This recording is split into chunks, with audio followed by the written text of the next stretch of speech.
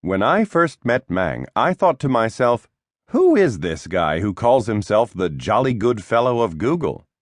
It is on his business card, along with the rubric, which nobody can deny. Meng had invited me to give a tech talk on the subject of mindfulness at Google.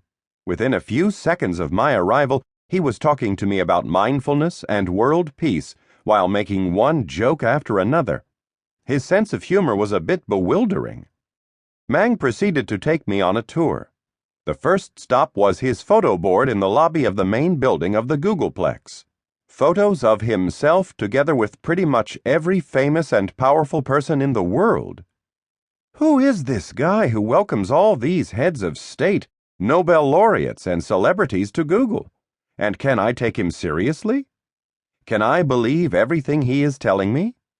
He was telling me a lot, including that his ultimate aim was to create the conditions for world peace in his lifetime, and that he felt the way to do that was to make the benefits of meditation accessible to humanity, and that Google could play a special role, being Google. You can imagine what was going on in my head. Google? The quintessence of universal accessibility, except in countries that try to block or regulate access to it, is interested in playing such a role in the world?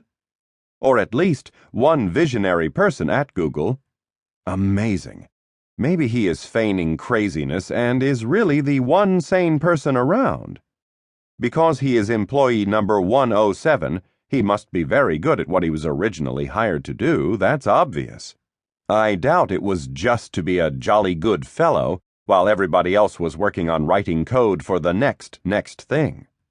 These were the kinds of thoughts that were going through my mind at the time of my first visit. If Meng was serious about this, beyond all the humor, the potential impact and import struck me as boundless. I was duly impressed by the graphical display he pointed out in the main lobby, which showed a rotating globe with colored lights streaming into the blackness of space from everywhere on Earth where Google searches were being conducted at that moment. The different colors represented the different languages being used, and the lengths of the lines of light were proportional to the number of searches being conducted from that part of the world. Meanwhile, the subjects of all those searches were streaming down another big screen.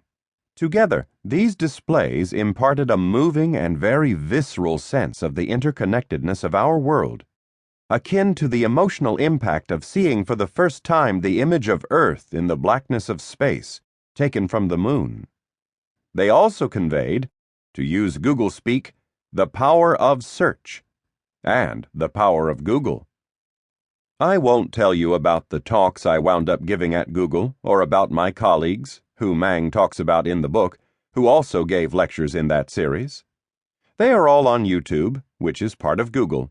And I won't tell you about the mindfulness-based stress reduction, MBSR classes at Google that Meng instituted there, and that have been ongoing now for years. Nor will I tell you about the mindfulness-based emotional intelligence program, Search Inside Yourself, that Meng developed in parallel with a team of remarkable people who originally came to visit because it was Google and because he was Meng. That is what this book is about. What I would like to tell you about is what I discovered about Meng from reading this book, and what you might want to keep in mind as you make your way through it.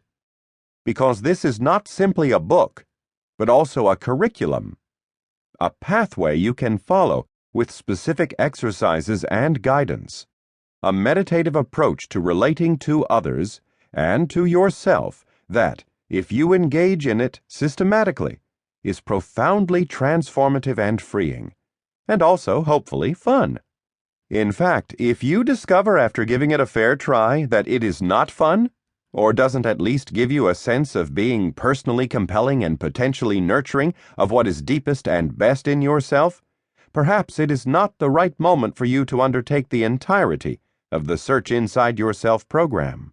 But the seeds will inexorably have been planted just by listening to the book and playing around with the exercises in whatever ways make sense to you at the moment.